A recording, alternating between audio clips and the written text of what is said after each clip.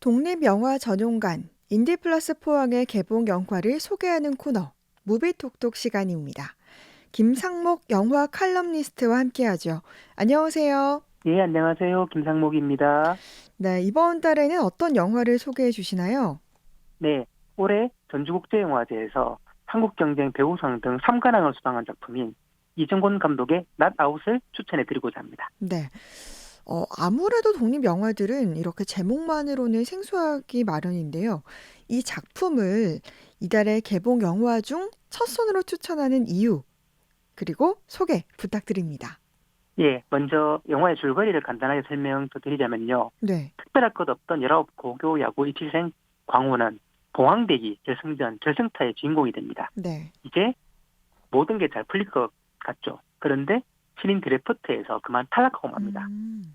야구를 계속하고 싶은데 돈이 필요해요. 네. 그래서 광호는 친구에게 불법 쌀류를 파는 일을 소개받아서 악착같이 돈을 모으기 시작합니다. 하지만 세상 일이라는 게 또 그리고 영화가 흥미롭게 진행되려면 뜻대로 음. 잘 되면은 안 되겠죠. 네. 그래서 결국 광호는 친구에게 위험한 제안을 하고 자기도 위기에 처하게 되는 이야기입니다. 음. 그러니까 이 주인공이 페어플레이 룰을 지키는 야구를 하고 싶어서 불법적인 일에 휘말리게 되는 과정이 좀 무척 아이러니하긴 한 것 같아요. 네, 그렇습니다. 그 과정을 통해서 이제 많은 이야기를 풀어내는데요. 요즘 우리 사회에서 가장 큰 화두이자 또 사회적 논쟁 지점 중에 하나가 바로 그거잖아요. 공정. 네. 영화를 만든 이정권 감독이 가장 공정해야 할 야구에서 평행하는 그 이면의 암묵적인 룰을 개봉 영화 중에서 아마 거의 최초로 음. 전면적으로 소재로 활용을 했고요. 그 배경을 보여줌으로써 아직 스물도 안 된 주인공이 처한 불공정한 현실을 통해서 단지 스포츠계의 문제만이 아니라 우리 사회 구성원 대부분이 느끼는 공정의 문제에 대해서 한번 생각해보자는 주제의식을 끝까지 밀고 가는 그런 영화의 매력이 있습니다. 네. 이 주인공의 행적을 보면 뭐 표정부터 요령이 없네 싶다가도 아직은 어린 소년에게 세상이 너무 가혹한 자들을 강요하는 건 아닌가 싶더라고요. 네. 저도 세상에 좀 이제 닳고 자라서 그런지 처음에는 광호 캐릭터를 보고 아유, 저 고구마 하는 생각부터 무척 들더라고요. 네. 정말 세상사의 단맛 쓴맛 다 겪어본 어른들 세계에서는 또 괜한 체념의 분위기 같은 게 있잖아요. 네. 광호는 왜 저렇게 고집을 부릴까? 음. 감독 말처럼 자신이 선택한 길이잖아 싶다가도 애초에 또 팀 감독으로 상징된 어른들의 또 우리 사회의 룰이 과연 제대로 기회를 보장하는지 한번 다시 돌아보게 됩니다. 네. 광호는 형편도 그렇게 이제 집안도 여유 있지 못하고 주변에 제대로 멘토가 되어주거나 상담할 만한 진정한 어른 또 체계적인 시스템의 지원이 없는 존재예요. 네. 그래서 영화의 시간이 흘러갈수록 처음에는 광호에게 답답하다가 점점 감정이입이 되고 동정이 가게 되는 그런 묘한 분위기가 됩니다. 네. 이 고등학교 야구부라는 작은 세계 안에서도 뭐 을과 을의 긴장이 꽤 숨막히더라고요. 네. 한솥밥을 먹던 친구끼리 하나 남은 자리를 놓고 갈라지는 풍경이 좀 무척 서늘하게 다가오긴 합니다. 네. 요즘 말로 의자 뺏기기라고 하죠. 정말 그런 풍경입니다. 음. 광호는 자신이 실력도 있고 영화 도입부 어쩌면 광호 인생에서 가장 빛나던 순간으로 기억될 봉황대기 결승타처럼 자기가 내세울 실적도 있다고 생각해요. 하지만 프로구단이 선수를 지명한 드래프트에서 선택받지 못했고 또 지명되기 힘든 선수에게 제한되는 또는 연습 선수도 거절해 버렸어요. 음. 그래서 이제 갈 곳이 없습니다. 그러다 보니까 야구를 계속하고 싶은데 대학교 야구부에 진학하는 수밖에 없어요, 이제. 네. 그런데 이미 어른들의 사정에 의해서 대학 야구부는 갈 사람이 다 정해져 있는 상황인 거죠. 음. 그래서 광호는 그거를 도저히 이제 인정하지 못하고 감독이나 자기 동료들 몰래 네.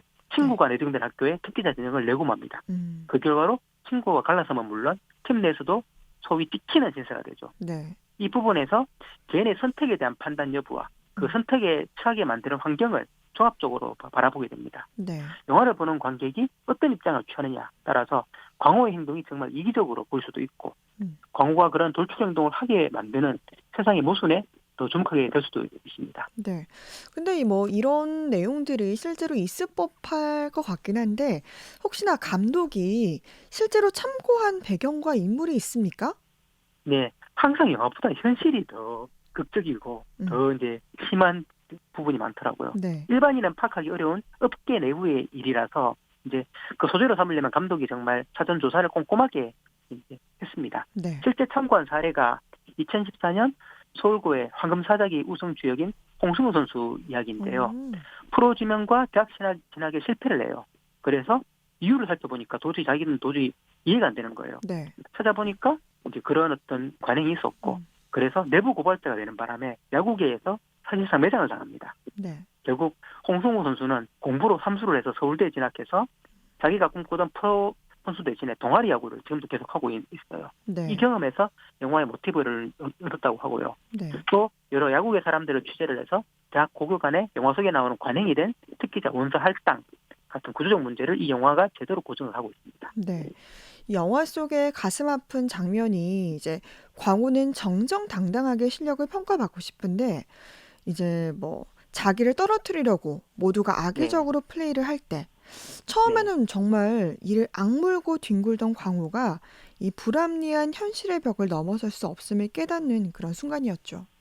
영화에서 가장 이제 정말 같이 이제 공감하고 같이 슬퍼하게 되는 그런 음. 장면이에요. 네. 결국 이제 운동장에 대자로 들어 누워버리거든요. 네. 다 포기하고.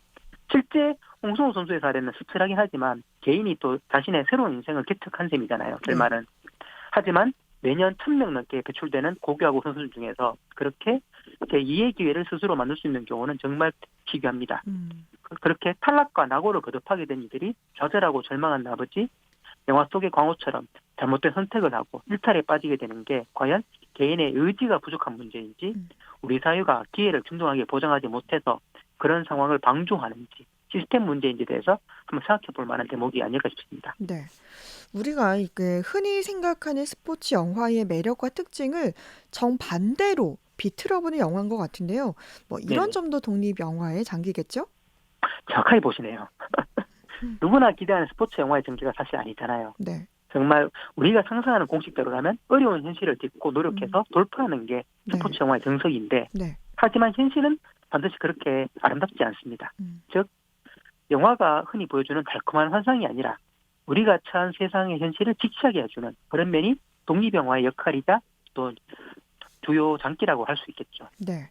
이 실제 자기 일상처럼 영화 속 풍경에 녹아내는 배우들의 연기가 또 영화 포스터나 스틸 이미지만 봐도 우러나오는 것 같더라고요. 네, 주인공인 광호 역의 정재왕 배우는 이 영화로 전주국제영화제 올해 배우상을 수상할 만큼 실제 나이보다 훨씬 어린 19 청춘의 출구 없는 순환 시대를 온몸으로 연기를 했고요. 네. 이 연기를 위해서 25kg을 음. 체중을 늘렸다고 해요. 그래서 음. 탄탄한 몸인데 정말 영화 내내 고생하고 순환을 당하면서 그 표정만으로 우리 보신 것처럼 포스터나 이미지가 정말 네.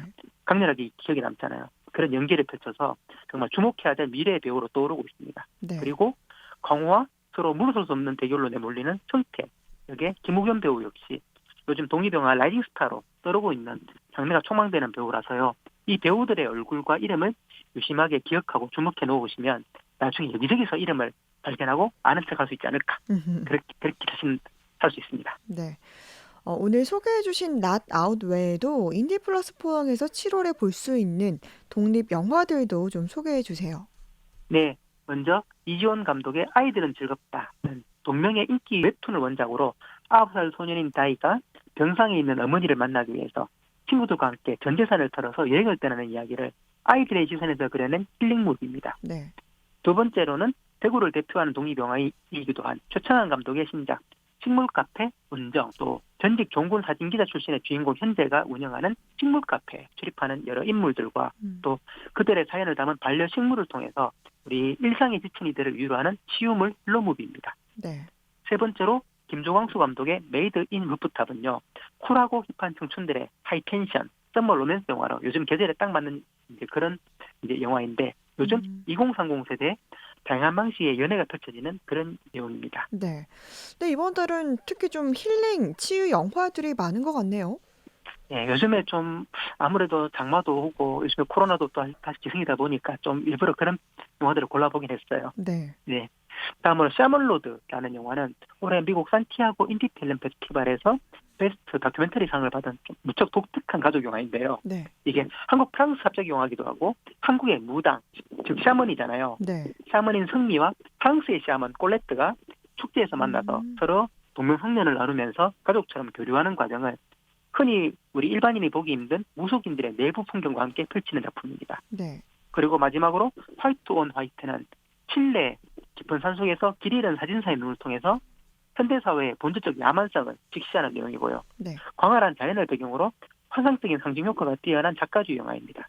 역시나 인디 플러스 포항이 아니면 지역에서 접할 기회가 없는 영화들이죠. 네. 처음에는 이런 영화들은 우리가 늘 만나던 상업 영화들과 너무나 창의한 문법 그리고 독특한 주제식 때문에 진입력이 좀 있긴 합니다. 하지만 관객들이 체험하는 과정을 통해서 새롭게 다양한 경험과 공감에 이르게 되고요. 그 과정을 통해서 그저 영화를 소비하는 게 아니라 훨씬 풍요로운 문화를 접하게 되고 향유할 수 있는 그런 기회가 되지 않을까 믿습니다. 네. 영화가 그저 시간 보내기용 아이템이 아니라 우리 삶의 소중한 문화적 체험이자 또 배움의 장이 될 수 있음을 전해들은 시간이었습니다. 다음 달에도 재밌고 알찬 영화 소개 기대하겠습니다. 무비톡톡 지금까지 김상목 영화 칼럼니스트였습니다. 고맙습니다. 네, 감사합니다.